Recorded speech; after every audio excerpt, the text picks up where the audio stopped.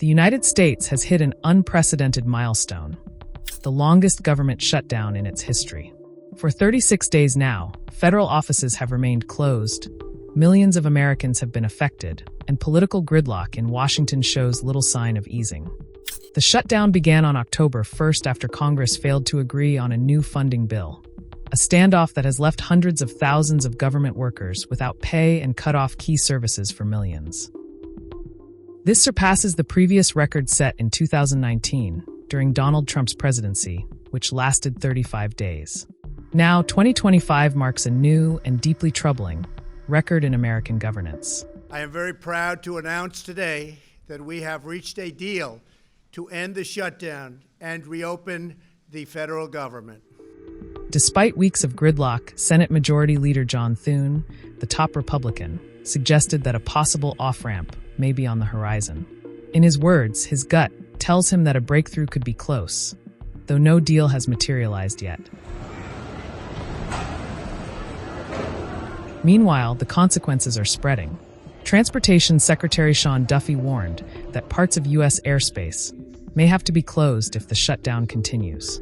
With 13,000 air traffic controllers working without pay, he cautioned of mass chaos, flight delays, cancellations, and even potential airspace shutdowns. Beyond airports and offices, the pain is acute among low-income Americans. 1 in 8 citizens relies on food aid through the Supplemental Nutrition Assistance Program, or SNAP. But with funding frozen, only a portion of benefits are being paid out this month. President Donald Trump has lashed out at Democrats on his Truth Social platform, writing that SNAP benefits will be released only when the radical left Democrats open up government. The White House, however, insists it will comply with a court order directing the use of contingency funds. The Senate has voted more than a dozen times on a short-term funding measure, without success. That proposal, passed by the House back in September, aimed to reopen the government temporarily. But Democrats refuse to support it unless Republicans agree to extend healthcare subsidies for low-income Americans, a demand Republicans call political blackmail.